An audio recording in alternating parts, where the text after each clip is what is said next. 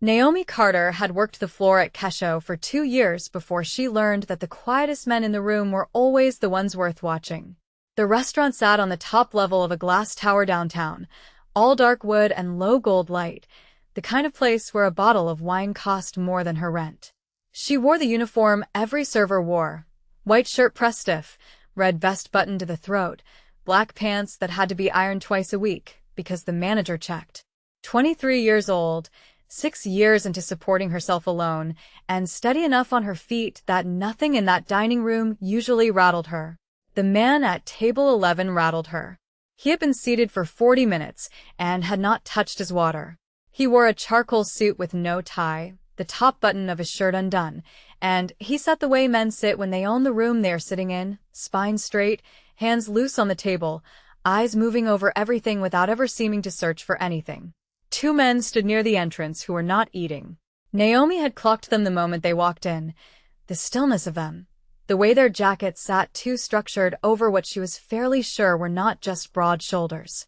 She approached table 11 with the wine list because that was her section and her job, and because pretending she had not noticed him would have been its own kind of tell. "Good evening," she said. "Can I start you with something from the list? Or would you prefer I bring water first?" He looked up. His eyes were dark, nearly black, and there was nothing warm in them, only a kind of exact attention, like he was cataloging her the way he had catalogued the room. "Whatever the sommelier would choose for himself," he said. His voice was low, unhurried, accented faintly in a way that told her nothing except that English was not the language he had grown up thinking in. She turned to walk away, and that was when his hand moved, resting briefly against the stem of his water glass, and the ring on his finger caught the light. Naomi stopped. It was not the diamond, though there was one, small and old-cut, set into worn gold. It was the shape of the band, the particular curve where it thinned at the sides, a design she had seen exactly once before in her life, on her mother's hand, in a photograph taken before Naomi was born, before her mother had ever set foot in the country she now called home. "Sir," she said, before she could stop herself, "my mother has a ring like yours." The man went still in a way that was different from his earlier stillness. This was not composure. This was a held breath. "Where," he said slowly, "did your mother get her ring?" "I don't know," Naomi admitted. "She never told me. She only wears it on the anniversary of my grandmother's death. She keeps it locked away the rest of the year." The man's jaw tightened almost imperceptibly, and for the first time since he had walked in, he looked less like a king surveying his kingdom and more like a man who had just heard a name he thought was buried. "Your grandmother," he said. "What was her name?" "Aiko," Naomi said. "Aiko Reyes, though Reyes wasn't her birth name. She was Japanese. Married an American soldier. That's the only story I ever got." The man did not answer right away. One of the men by the door shifted his weight, watching his boss with the particular alertness of someone trained to notice when the temperature of a room changed. Naomi felt it too, the way the air around the table had thickened, though she could not have said why a stranger's face going pale over a ring should matter to her at all. "I need to speak with your mother," the man finally said. "Tonight, if possible." Naomi laughed, short and disbelieving. "Sir, I don't know you. I'm not giving a strange man my mother's address because of a ring." "My name is Rin Takeda," he said, and something in the way the 2 men by the door straightened when he spoke his own name told Naomi that this was not a name offered lightly in whatever world he came from. "And the ring your mother wears was made for a woman my family lost 40 years ago. If your grandmother was truly named Aiko, then you and I share more history than either of us understood 10 minutes ago."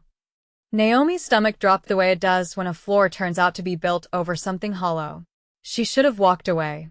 Every rule of the restaurant, every rule of good sense, said to smile, say she would check with her manager, and put as much distance between herself and table 11 as the dining room allowed. Instead she stood there, order pad forgotten in her hand, staring at a stranger whose eyes had gone somewhere far away, somewhere that had nothing to do with the restaurant at all. "I get off at 11, she heard herself say. "There's a diner 2 blocks from here.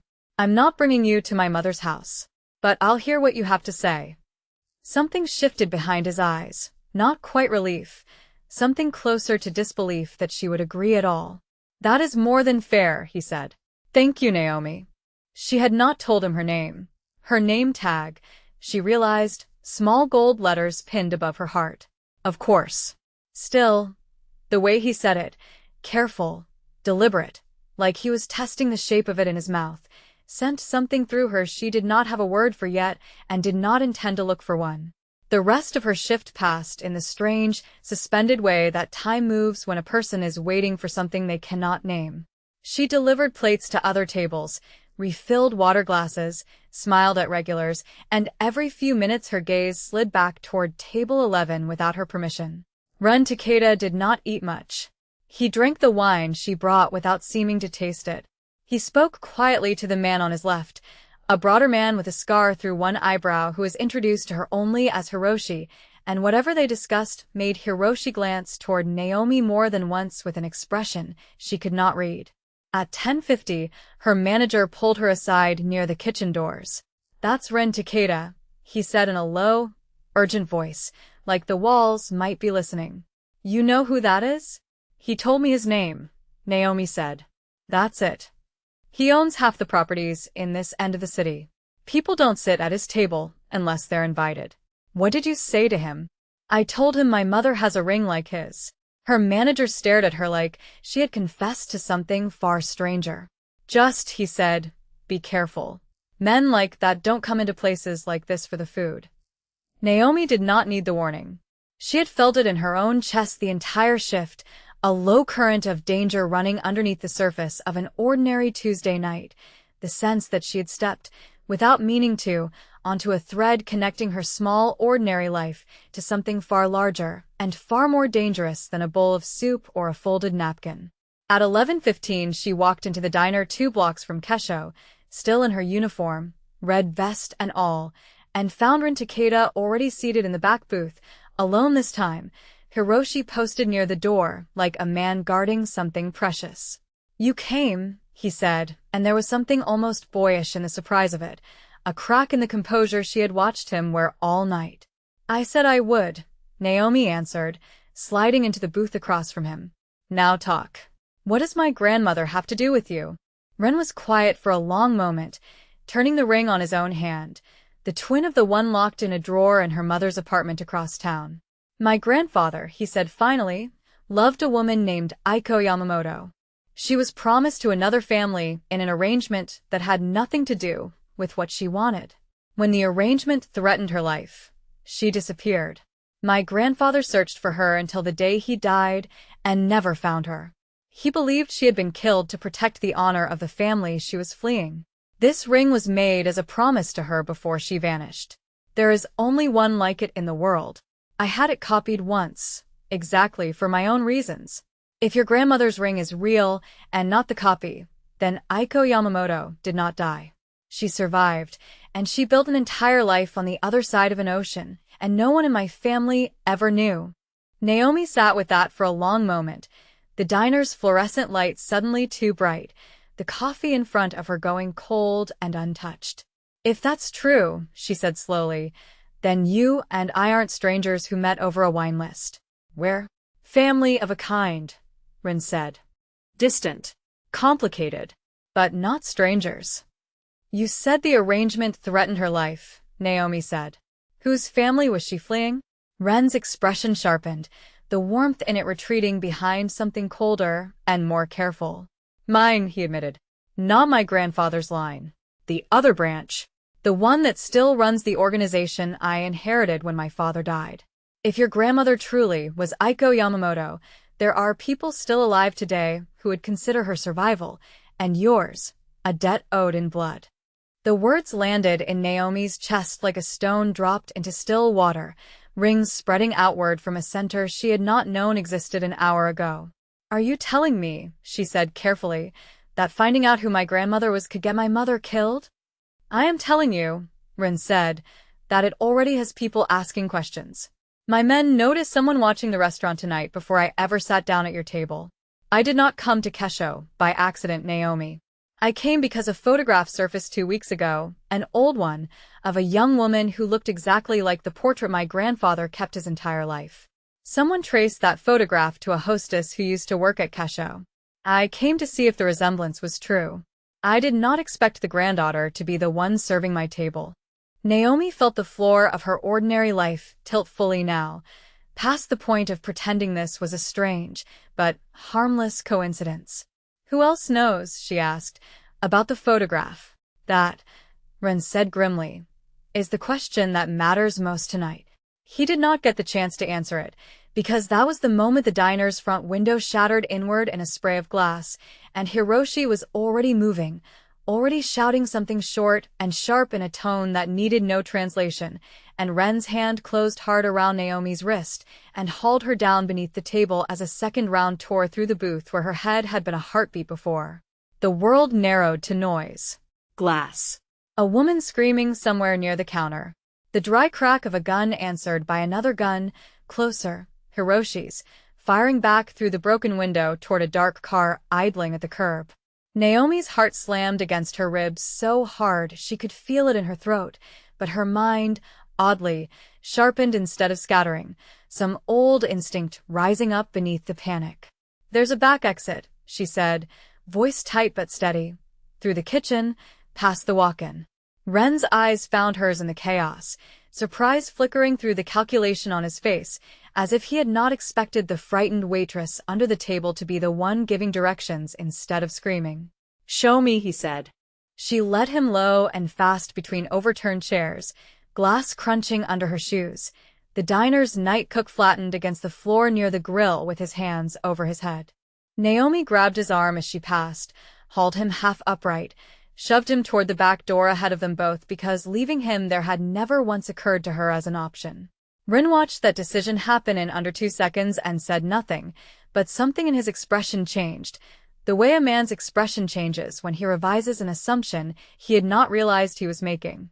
They burst into the narrow alley behind the diner as another round of gunfire cracked from the street, and Hiroshi was there half a second later, blood running from a shallow line across his temple where glass had caught him, waving them toward a black car idling at the alley's far end that Naomi had not even known was there. "Move!"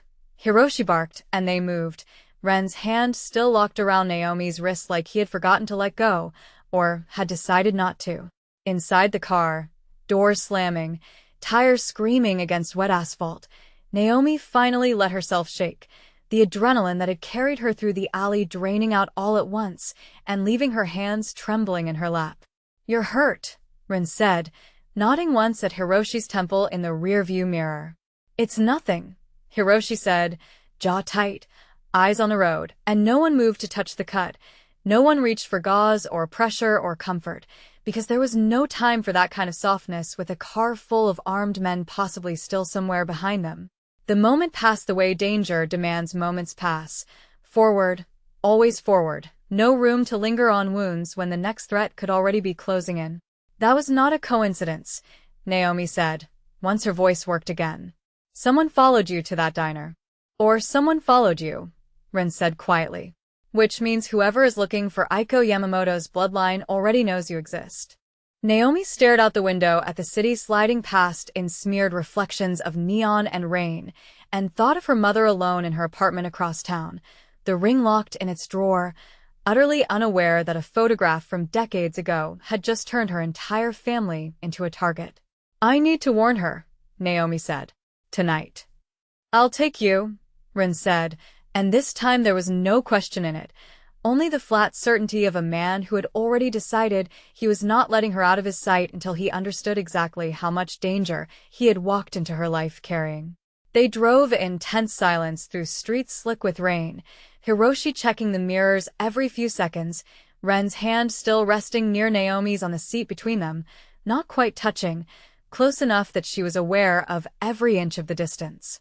She studied his profile in the passing light, the sharp line of his jaw, the stillness that had returned to him even after gunfire had torn through a diner 10 minutes earlier, and she understood, with a kind of unwilling clarity, why men froze when he spoke their name. "Tell me about my grandmother," she said quietly. "The real story, not the version you tell strangers."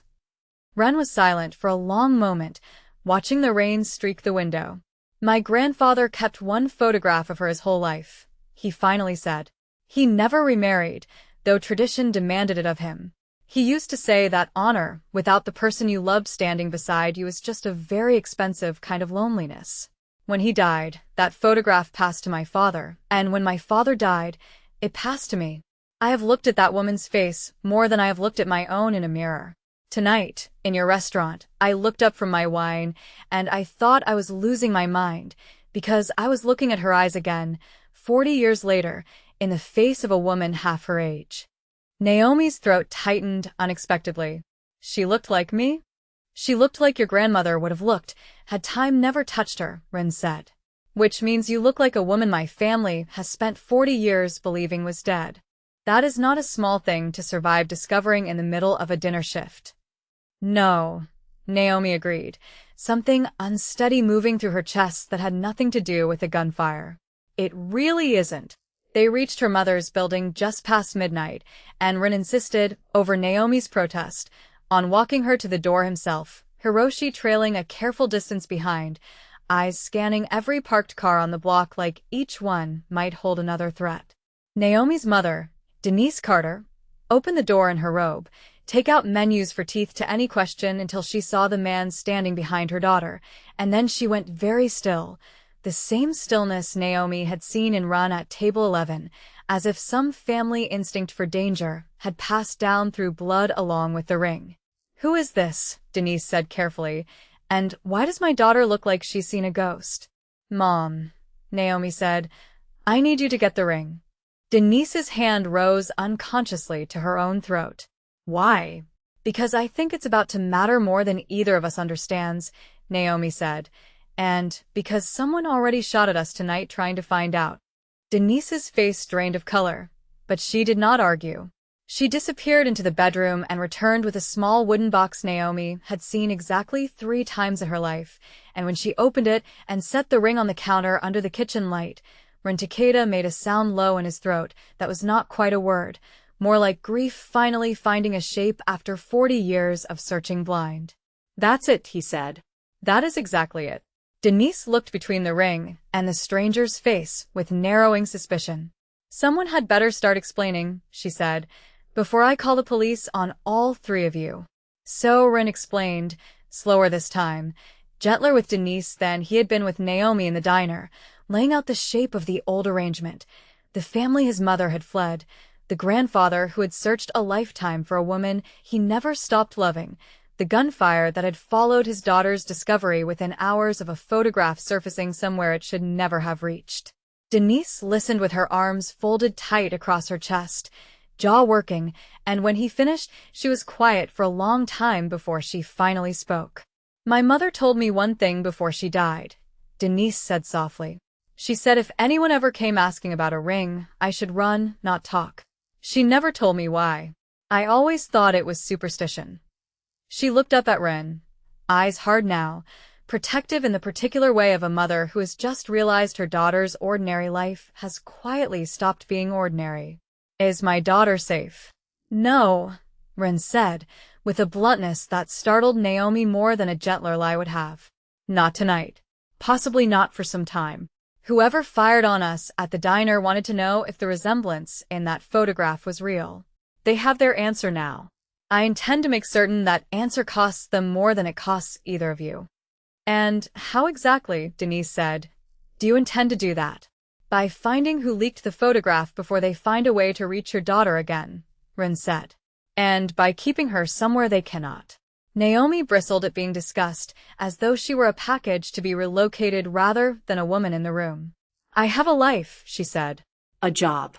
An apartment. I'm not disappearing because a stranger's family history caught up with mine." "Your job," Rin said evenly, "is the one place they already know to find you. Your apartment is likely the second. I am not asking you to disappear, Naomi.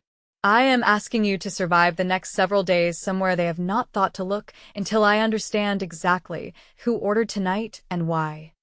Denise's eyes moved between them, sharp and assessing in a way that told Naomi her mother had already understood something about the air between her daughter and this dangerous, careful man that Naomi herself was not yet ready to name. "Go with him," Denise said finally, quietly. "I raised you smarter than to argue with the man who just watched glass fly past your head to keep you breathing."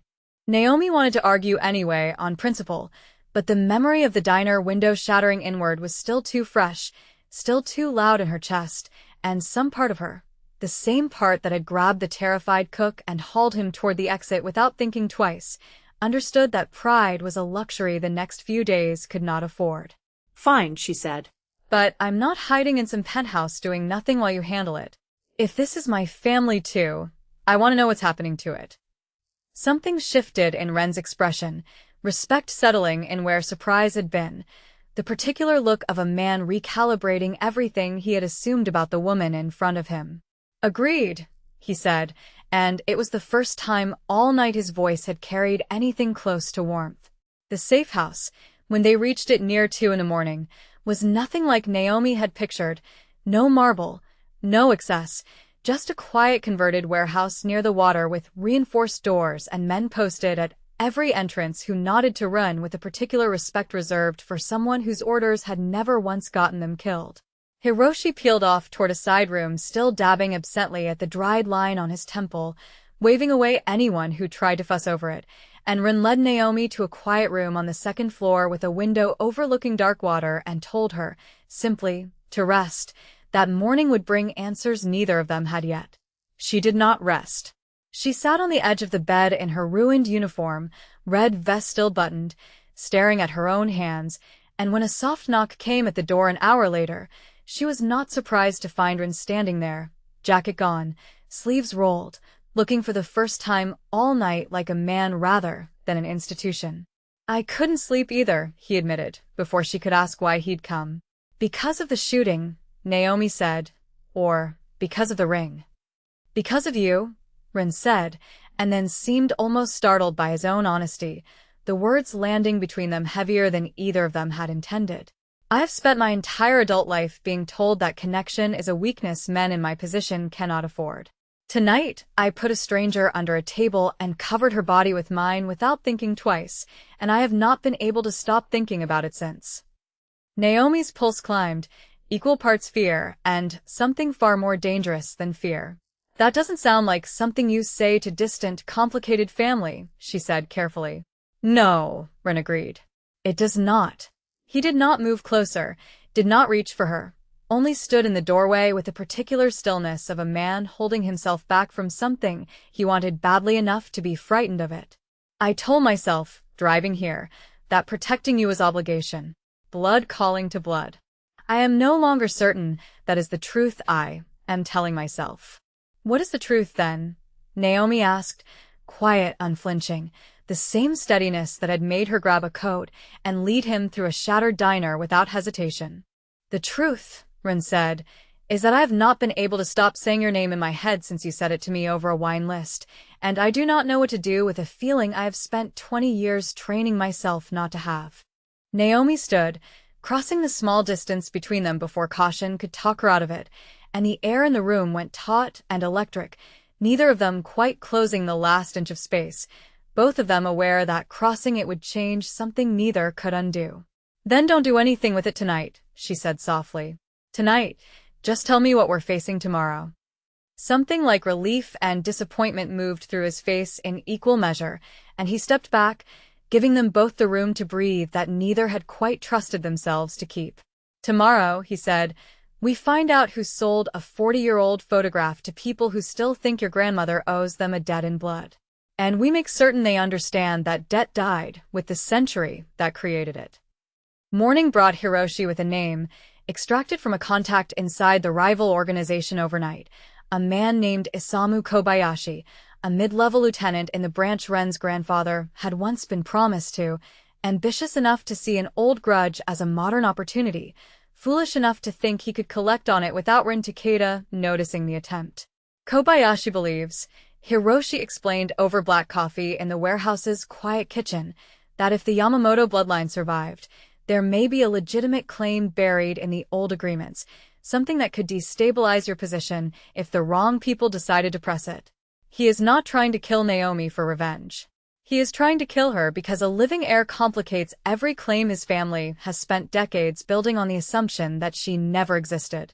Then he needs to understand, Ren said, voice gone cold and precise in a way that made Naomi's skin prickle, that the claim, if it exists, belongs to a family that has no interest in his organization's territory, and that continuing to threaten it will cost him considerably more than the peace he thinks he is protecting. He won't listen to reason, Hiroshi said. Men like Kobayashi only understand losses they can count. Naomi set down her coffee. Then let me talk to him. Both men turned to her as if she had suggested walking into traffic. Absolutely not, Rin said. You said it yourself, Naomi pressed. He's not trying to kill me for revenge. He's trying to eliminate a complication. If I can prove I have no interest in any claim, no interest in his territory, no interest in anything except being left alone to live my life, that removes his motive without anyone else needing to bleed for it. And if he decides the simplest way to eliminate the complication is a bullet the moment you're in the room, Rin said, what then? Then you'll be standing close enough to stop it, Naomi said, meeting his eyes without blinking, because I don't think you'd let anything else happen. The look that passed between them held something neither of the two men in that kitchen with them missed, something that had clearly moved past distant family and into territory Rin had spent all night pretending he had not already stepped into. If we do this, Rin said finally, low and reluctant, we do it on my terms. My men in every exit. You do not go anywhere near him without me within reach. And the moment I say leave, you leave, no arguing, no negotiating. Agreed, Naomi said, and something in her chest settled at the sight of him yielding to her plan instead of overruling it outright, the particular respect of a man who had learned, in less than a day, that underestimating her was a mistake he did not intend to repeat. The meeting was arranged for that evening at a private tea house in a quiet corner of the city, neutral ground by old tradition, the kind of place where men who wanted each other dead could still sit across low tables and pretend at civility, while their soldiers waited outside with hands never far from concealed weapons. Naomi wore a simple dark dress Ren's people had provided, and she noted, with a small flicker of dark humor she did not share aloud, that it was considerably nicer than her work uniform, though she would have traded it back in a heartbeat for the safety of an ordinary dinner shift. Isamu Kobayashi turned out to be smaller than she had imagined, compact and precise, silver at his temples, eyes that moved over Naomi, with the flat calculation of a man pricing an asset rather than meeting a person. So, Kobayashi said, once the formalities of seating and tea had passed, the ghost of Aiko Yamamoto, reborn in an American waitress. I'm not a ghost, Naomi said, steady despite the way her pulse hammered beneath her calm. I'm a nurse's daughter who waits tables to pay rent. I didn't know my grandmother's real name until last night. I have no interest in your organization, your territory, or any claim you're afraid I might make. I came here to tell you that in person because apparently that's what it takes to stop people from shooting at me. Kobayashi's mouth curved, not quite a smile. Claims are not always about interest, he said. Sometimes they are about existence alone. Your grandmother's survival, if proven, could be used by others to challenge agreements my family has held for generations, whether you personally wish to press them or not. Your existence is the danger, Miss Carter, regardless of your intentions. Then let her announce it, Rin said, voice cutting cold and final across the table. In writing, witnessed, binding under whatever old code your family still claims to honor. Any claim tied to the Yamamoto bloodline, waived permanently, by the only living heir. That removes your danger entirely, Kobayashi, without a single drop of blood needing to be spilled over an argument that should have died 40 years ago. Kobayashi studied Naomi for a long moment, something calculating shifting behind his eyes. And if I refuse such a simple, tidy solution, he said, and decide the safer path is simply removing the complication entirely, then you go to war with me, Rin said, over a woman who wants nothing from you, and you explain to your own people why you chose to spill blood over a threat that had already offered to disappear peacefully. I do not think your family's patience for that particular war runs as deep as you are pretending it does. The silence that followed stretched taut and dangerous, and Naomi felt the entire room holding its breath around the two men measuring each other across a low table meant for tea, not war. Finally Kobayashi inclined his head, a small, grudging concession. Draft the renunciation, he said. I will have it witnessed by sundown tomorrow. But know this, Takeda. If she is lying, if this is a delay tactic while some larger claim is prepared behind closed doors, I will not offer this courtesy twice. She is not lying, Ren said, and something in the absolute certainty of his voice, the way he said it without even glancing at Naomi for confirmation, settled a warmth in her chest that had nothing to do with the tension of the negotiation and everything to do with a man staking his own name on her honesty without hesitation. They left the tea house with Hiroshi flanking them close, the threat not entirely gone but meaningfully reduced, a fragile piece bought with paperwork instead of bullets, and Naomi did not fully exhale until they were back in the car, city lights blurring past the windows. That was either very brave or very reckless, Ren said, watching her in the dim light of the back seat. Ask me again once I know which, Naomi said, and exhaustion in her voice finally cracked into something like a laugh, disbelief at her own night catching up with her all at once. Ren reached over, not for her hand exactly, but close enough that his fingers brushed the back of hers on the seat between them, and this time neither of them pulled away. I owe you an apology, he said quietly. I spent this entire day treating you like something fragile that needed protecting when you walked into that tea house and dismantled a threat with nothing but the truth and your own nerve. My grandfather searched 40 years for a woman half as formidable as you turned out to be in 24 hours. Don't apologize, Naomi said. Just don't do it again. Underestimate me, I mean. I don't intend to, Ren said, and the look he gave her then held none of the careful distance from the night before, only a kind of open, almost helpless honesty that suited him far better than the cold composure she had first watched him wear at table 11. The renunciation was signed the following evening, witnessed by representatives from both organizations in a room heavy with old formality, and Kobayashi left without another word, the danger folding closed behind him like a door finally shutting on a story 40 years overdue for its ending. Naomi's mother wept quietly when Naomi called to tell her it was over, relief and grief tangled together for a mother she herself had barely known, a woman whose survival had rippled forward through decades to save her granddaughter's life in a diner she had never lived to see.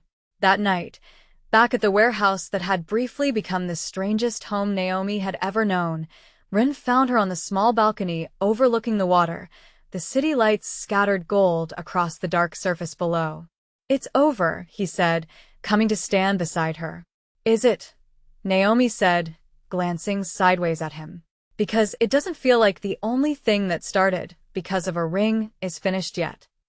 Ren turned to face her fully, and this time there was no hesitation in the way he closed the distance between them, no careful distance held in reserve. No, he agreed, voice low. It isn't. I told myself I brought you here to keep you safe from Kobayashi. That was true. It was also not the whole truth. The whole truth is that I have not been able to imagine letting you walk back into your ordinary life without me in it, and I do not know how to reconcile that with everything I promised myself 20 years ago about the kind of man I was allowed to become. Then don't reconcile it, Naomi said softly. Just tell me if it's real. It's real, Ren said, and the words landed between them with none of the deniable softness he had offered the night before, only certainty, plain and unmistakable. You are the first person in years who has made me feel like a man instead of an institution, Naomi Carter, and I am done pretending that discovery frightens me less than it should. She closed the last inch of space between them herself, because she had never once in this entire impossible story been the kind of woman who waited to be chosen, and when he kissed her it was slow and certain, and nothing like the danger that had brought them together, only the quiet, inevitable conclusion of everything that danger had refused to let either of them look away from. She did not go back to Kesho the following week, not because Ren asked her not to, but because she had already begun to understand that the ordinary life she had been so determined to protect had quietly become a smaller thing than the one now open in front of her, full of risk and history, and a man who said her name like it belonged to him, and meant it as the deepest kind of respect. Her mother kept the ring locked away still, but she wore it more often now, no longer only on the anniversary of a death, but sometimes simply because a story that had once seemed dangerous to remember had finally, after 40 years, been allowed to end in something other than loss.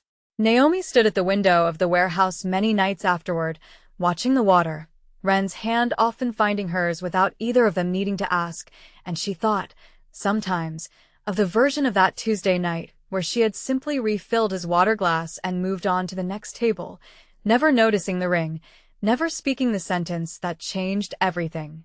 She was glad every time that she had not lived in that version of the story instead.